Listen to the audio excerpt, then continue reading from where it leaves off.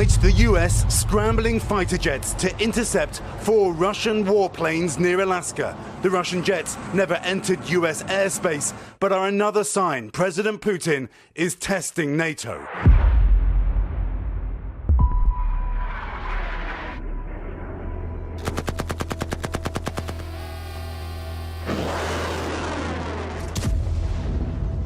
Alright folks, strap in. This isn't just another Tuesday. This is the morning NATO's silent, invisible wall got tested. And what happened next wasn't just a military intercept, it was a masterclass in technological humiliation. A digital ghost story told in real time at 30,000 feet over the Baltic. 9 hours. September 19th.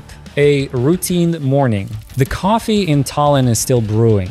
400,000 Estonians are starting their day completely unaware that their quiet corner of Europe is about to become a stage for a high-stakes game of chicken.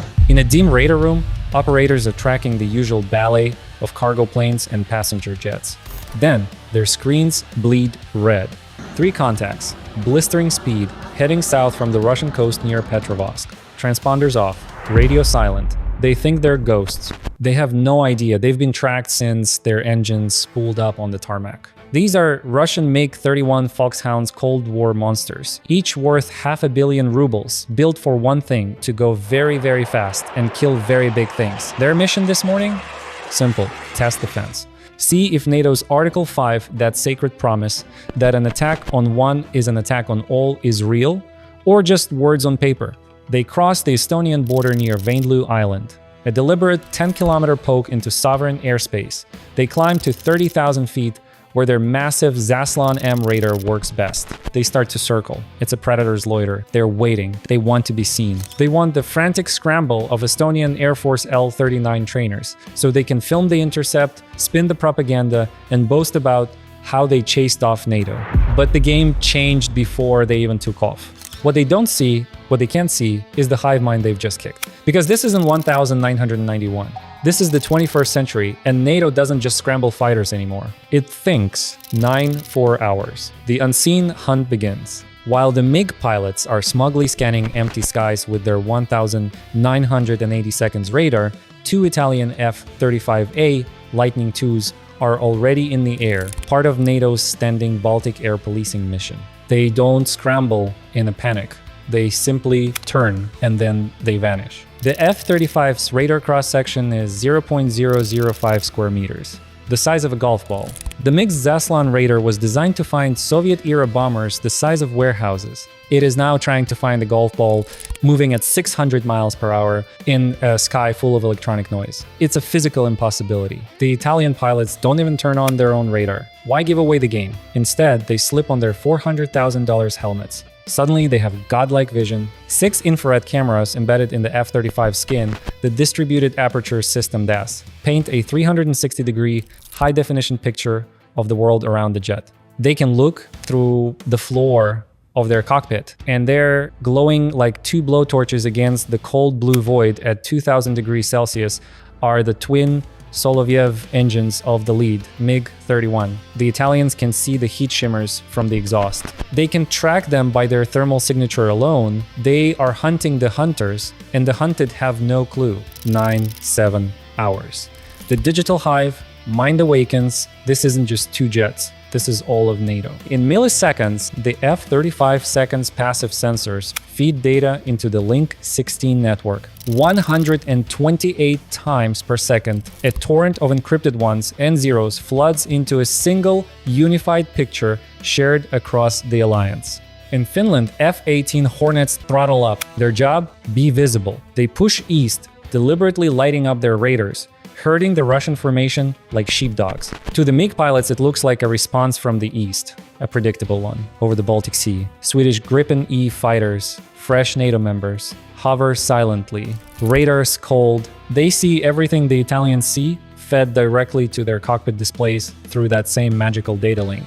They wait. On the ground, Estonian controllers don't bark frantic orders over the radio. They point, click, and drag vectors across digital maps. The trap is set in total electromagnetic silence. It's a digital hive mind versus 3 guys using encrypted walkie-talkies. The technological gap isn't measured in years. It's measured in generations. 9-12 hours. The voice from nowhere. The lead Italian pilot, callsign Gambit, finally breaks radio silence. He switches to guard frequency, the international emergency channel. His voice is calm, icy, precise. Russian aircraft, you are in NATO airspace, turn east immediately. Then the MiG leads reply, strained with defiance. We are currently on a scheduled flight. Boom. He took the bait. By replying, he just admitted, he heard, he understood, and he was communicating in English. But in the toxic brew of Russian military culture, following a NATO order is a career-ending sign of weakness. So they keep circling. The lie is now their prison. Inside the MiG cockpits, confusion is starting to curdle into dread. Their SPO-15 threat warning receivers, clunky boxes straight out of a 1985 tech manual, are having a nervous breakdown. They're beeping and chirping, detecting something but giving no clear direction. It's random electronic noise, a ghost in the machine. The Italians are using their AN/ASQ-239 Barracuda electronic warfare suite. It's not just hiding them, it's mocking the Russians. It listens to the Zaslon radar's powerful pulses, then injects false returns back into it. One moment, the Russian screen shows 12 contacts, then 4, then none, then 20 ghost aircraft appearing from every direction. It's psychological warfare at the speed of light. 9-15 hours. The blind spot. The F-35 seconds slide into position. They don't get behind the MiGs, they go above them, directly into the one place the MiG-31's mechanically scanned radar can't look without the pilot rolling the entire 46,000-pound jet onto its back. The Italians settle in. 2 invisible predators, staring down at 3 confused giants who still think they're the apex predators. Comment below what's going through the MiG pilot's mind right now, malfunction or we're in trouble? The lead Russian pilot, running out of patience and rational options, tries the oldest trick, the dive. He shoves the stick forward, twin afterburners screaming, plunging towards the Baltic Sea. He's betting he can hide in the ground clutter, the radar returns, bouncing off the waves. Gambit, in the lead, F-35, doesn't flinch. He doesn't follow, he just watches. His AN, APG-81 AESA radar, when he chooses to use it, isn't fooled by clutter. It uses Doppler processing so sharp it can distinguish a 500-knot fighter from a 20-knot seagull by speed alone. The MiG is just burning precious fuel in a pointless descent. His firing solution being calculated for him in real time by a computer he can defeat. 9-18 hours. The run for heaven. Panic sets in. The Russian pilot hauls back on the stick, pulling 6 Gs. Engines roaring in full afterburner, clawing for 40,000 feet. This is the Foxhounds domain. Thin air, low drag. Up here, it can hit Mach 2.83 fast enough to outrun any missile, any fighter from the 1,990 seconds. But speed is useless against an enemy you can't see. As the MiGs climb, their engines working at maximum stress glow like twin suns in the F-35's infrared vision. They've just painted a giant neon sign on their backs that reads, "Shoot here." 9-20 hours. The honey trap springs. That's when the Swedes announce themselves. After lurking for 20 minutes as silent, data-linked ghosts, the 2 Gripen E pilots flip their powerful ES-05 Raven Raiders to full power. On the MiG's threat receivers, 2 brand new, terrifying icons scream to life to the south. Closing fast. The Russian pilot's mental picture shatters. They thought they were tangling with 2 invisible Italians. Now they have aggressive Swedes to the south, Finns still pushing from the east, and those damned invisible jets somewhere. Share your thoughts. At this moment, what's the Russian pilot's biggest mistake? Underestimating NATO integration or overestimating his own tech? This is the honey trap. NATO doctrine at its finest. The visible threats, Swedes deliberately herd the enemy toward the invisible, lethal ones, the F-35 seconds. The Russians are now boxed in, playing telephone with their command, while NATO operates as a single, seamless organism. 9-22 hours. The dance of death. The lead MiG makes a desperate break west for international waters. Gambit lets him turn. Then, for exactly 1 second, he illuminates the MiG with his targeting radar. In the Russian cockpit, the threat receiver screams a single, continuous, soul-crushing tone lock. Then it goes silent. Before the pilot can even exhale, his wingman's receiver screams the same tone. Then it stops, then from above, then below. The lock warnings come from everywhere and nowhere. A terrifying digital hall of mirrors. The MiGs begin to yank and bank violently, bleeding speed and fuel in desperate defensive turns. The second MiG pilot activates his L-203B Gardenia jamming pod, blasting raw noise at the F-35 seconds. It's a scream into a hurricane. The F-35's radar changes frequencies thousands of times per second. The Russian jammer is like a man trying to stop a machine gun by throwing rocks. 9:25 hours. The noose tightens. And now, the true scale of their mistake dawns. This isn't an Estonian problem anymore. You don't poke the hive and get 1B. NATO's automated command system is awake. Polish F-16 seconds, hungry for historical payback, are already airborne from Malbork. German Eurofighter Typhoons, some of the most capable air superiority jets in Europe, are screaming down the runway from Lask. Danish F-16 seconds are spinning up. The Norwegians are checking in. The Dutch are asking for coordinates. The system saw 3 intruders and is responding with the wrath of a continent. The MiGs are about to be surrounded by the combined might of a decade of NATO integration, all coordinated by a silent digital brain. 9:27 hours, the final provocation. In a final, foolish act of bravado, the lead MiG pilot turns his nose toward Tallinn, a direct line toward 400,000 civilians. In NATO command centers, alarms escalate. This just moved from provocation to potential Article 5 trigger. A armed Russian fighter threatening a capital city. The F-35 seconds stop playing. Gambit switches his radar to single target track. He paints the lead MiG with a focused beam of energy so powerful it could fry electronics.